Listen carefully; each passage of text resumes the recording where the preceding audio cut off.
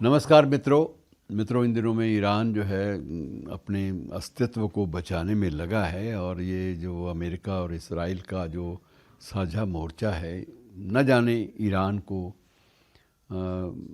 किस कोने की ओर धकेल दे और इसका क्या हश्र होता है।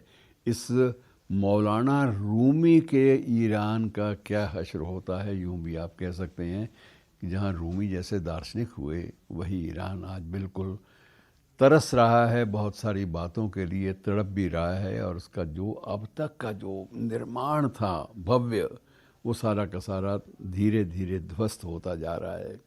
लेकिन एक विशेषता है कि ईरान के लोगों ने, वहाँ के वर्तमान शासकों ने अभी तक पराजय नहीं स्वीकार की। वो ये नहीं मानते कि उनकी कमर टूट चुकी है, वो अभी भी लगे हुए हैं और जूझ रहे हैं।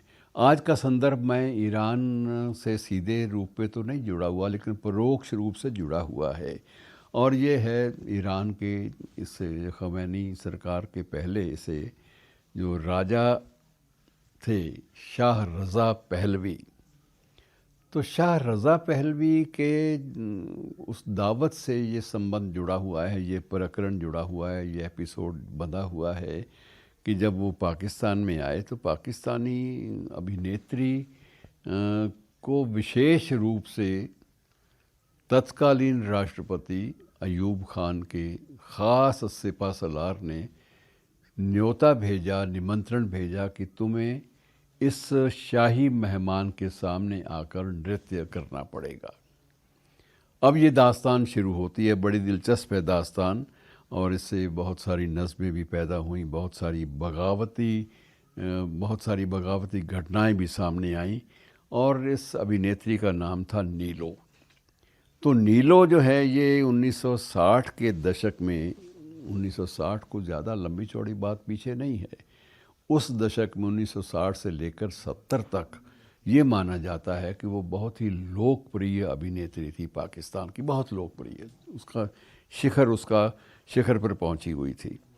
जन्म वैसे नीलो का कोई मुस्लिम परिवार में नहीं हुआ था, वो एक कैथोलिक परिवार में जन्मी थी। नाम था सिंथिया अलेक्जेंडर फर्नांडिस। सिंथिया नाम आप संक्षिप्त में कर लीजिए कि सिंथिया का, उसका जो पहला नाम है वो सिंथिया था, और फिल्मी दुनिया में आते ही उसकी नीली आंखों को देखते हुए उसका नामकरण नीलो के नाम से कर दिया गया।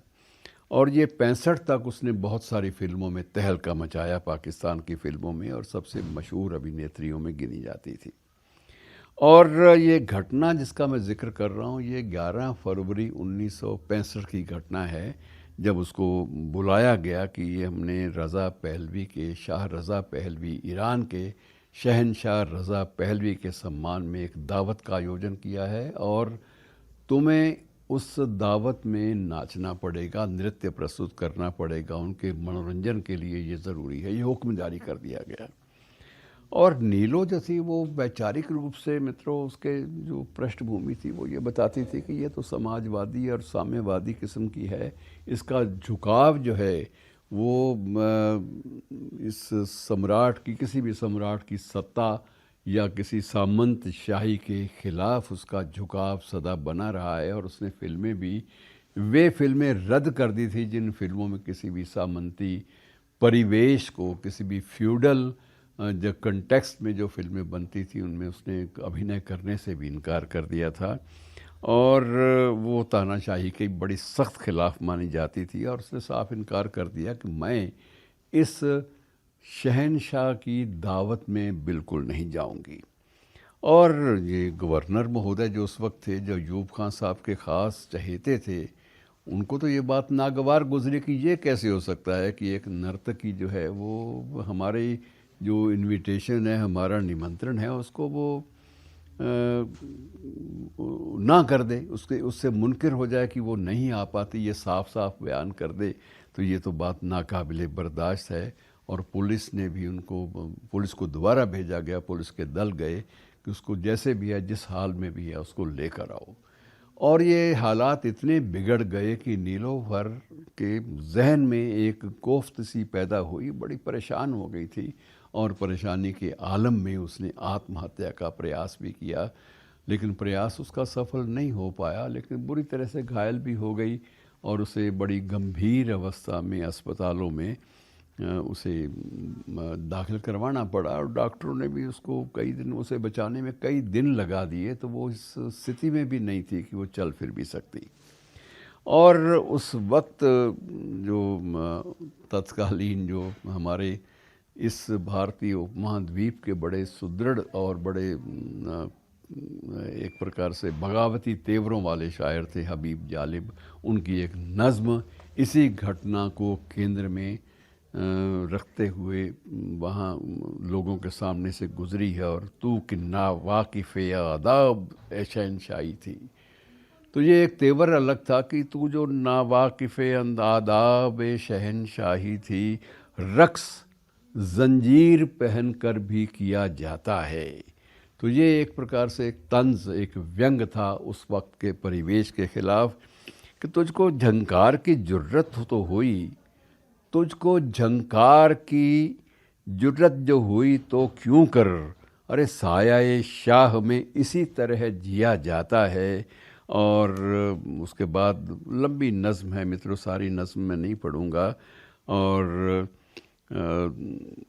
ये कि बादशाह की साए में ऐसे नहीं जिया जाता। और उसके बाद यह है कि तुझको दरबार में कोड़ों से नचाया जाए, ये हुक्म जो है उस वक्त के गवर्नर ने दिया था कि इसको दरबार में कोड़ों से नचाया जाए और नाचते नाचते हो जाए। अगर जो नाचते नाचते हो जाए जो पायल खामोश, फिर नताजीस्त तुझे होश में लाया जाए, तुम्हें दरबार में कोड़ों की ताल पर नचाया जाए। ये इसके मीनिंग साथ साथ में अर्थ दे रहा हूँ, कई बार मुश्किल शब्द भी हैं, लेकिन इस कहानी को तो दास्तान को अमर बनाने वाली जो बात थी मित्रों वो ये थी कि 1969 में एक फ़िल्म रिलीज़ हुई,